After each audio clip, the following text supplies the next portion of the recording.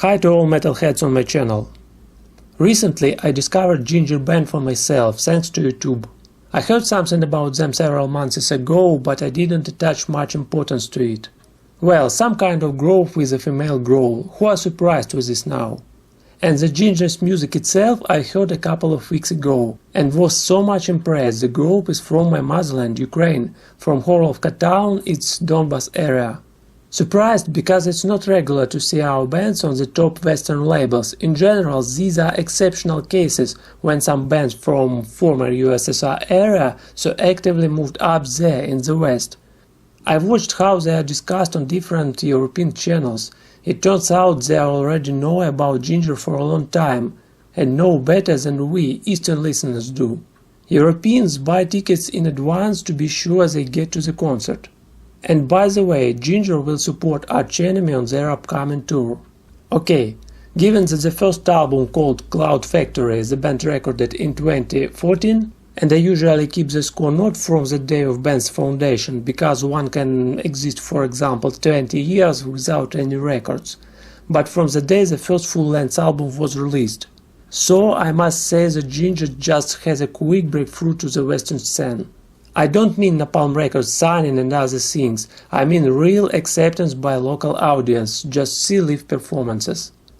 As for the music style, on the first album Jinjer play, I think on 90% vigorous metalcore, where one can notice the Agonist, OTEP and some other bands' influences.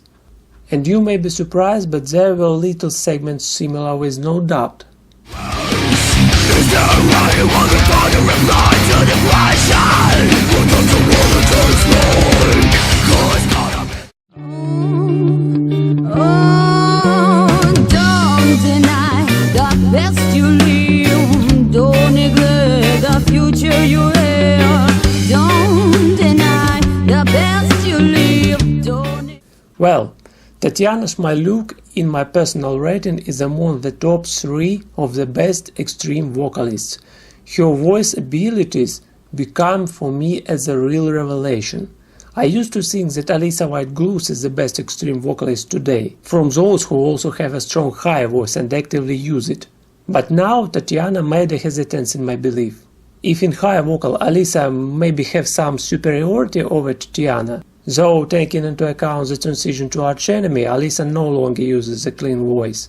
Then on the extreme, without a doubt, Tatiana is stronger. Such an insane growl, groove and scream from the girl I haven't heard yet. And then look at her concert performances.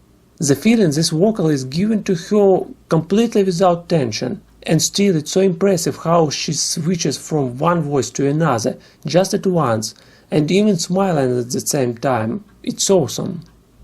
I put her to the first place without any doubts. Today she has no equal in the world. Alisa got the second place, and the third one goes to Maria Brink. Here is the top 3 female vocalists who can sing with an extreme and high voice. Well, on the second album called King of Everything, that was released in 2016, Tatiana began to use more clean vocal, and with a different performing approach. In the first track, Prologue, one can hear a lot of those. It's interesting to listen and discover new horizons of her abilities.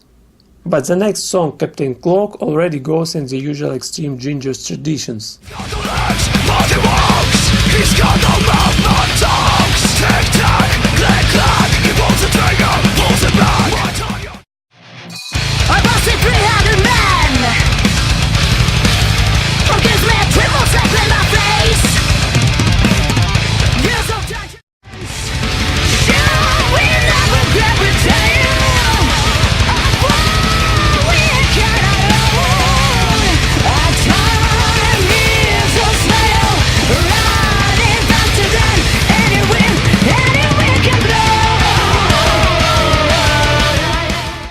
Tatiana's voice as a chameleon amazingly adapts to each segment of the song.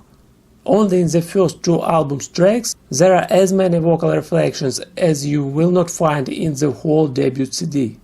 The growth potential was clearly heard already in the Cloud Factory, so it's no surprise that Napalm Records got them. And I'm sure the record label wasn't disappointed with the deal after King of Everything was released.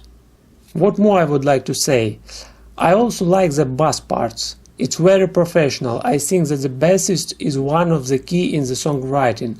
Also, I can be mistaken, this is just assumption, but the emphasis on the bass is really huge.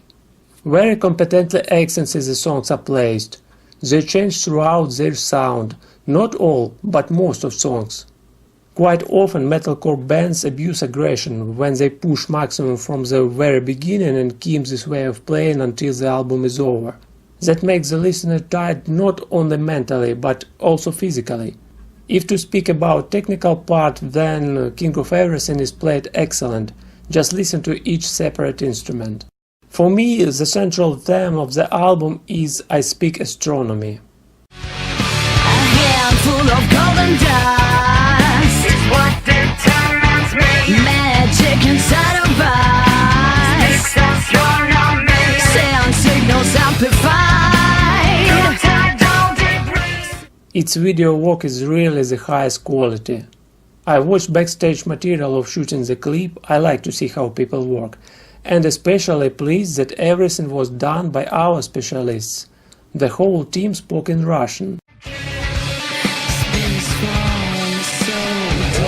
Смотри, значит, тоже прямая рука на камеру не идет. Это сразу обжиг. Вот. То есть вот такие движения, как бы. Вот здесь. Вот так не всё. делай. И Вот, вот вот. здесь. Да. Вот все вот так вот, и все на таких полусогнутых, то есть каких-то вот таких вот, типа, вообще не. Все время в локте у тебя этот самый. Кисть все время шарик обнимает. Запусти меня, пожалуйста. The work is very informative and bright. It's not the way when some clipmakers push musicians to the hangar like sheep and quickly done their work, so that most clips looks alike. Well, the song itself is magnificent in its musical beauty, extreme and dramatic, with an exciting final, even a little unpredictable. In this composition, Tatiana showed unprecedented vocal range we don't hear before. Some people who heard that song for the first time without seeing video generally believed that the group includes at least 2 vocalists.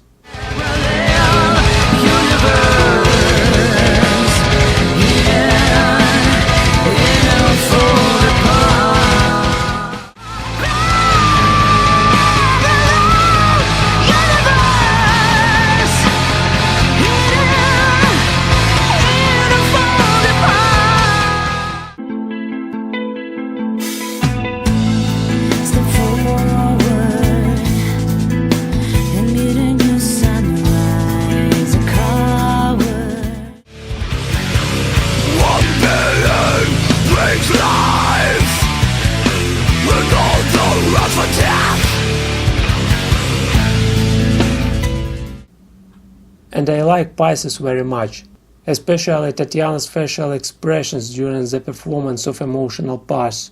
She really lives this song. Many vocalists are so tight while singing that they cover their faces or lower them to the bottom to make sure we don't see distorted grimace. But in case with Tatiana, everything is so natural and it seems so easy for her. And in the end, after a series of cruel parties, she rises the bar even higher. Voices swimming through the river, hold their life against the stream. Searching for the room to catch on and see the sun Away, emeralds are whipped away. Emeralds are whipped away. Emeralds are whipped away.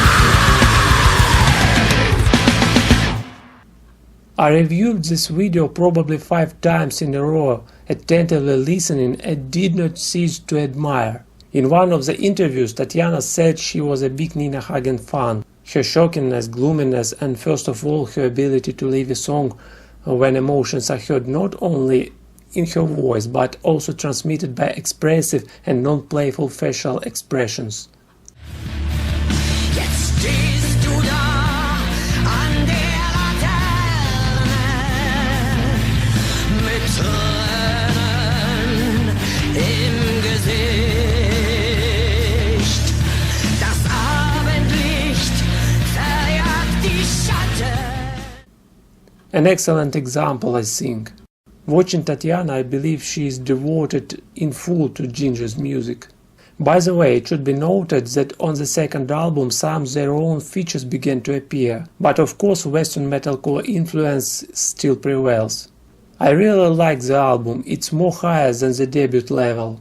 I wish the group success and I'm sure they will soon become a major headliner. King of Everything gets 4 points. Thanks for watching and see you in the next review.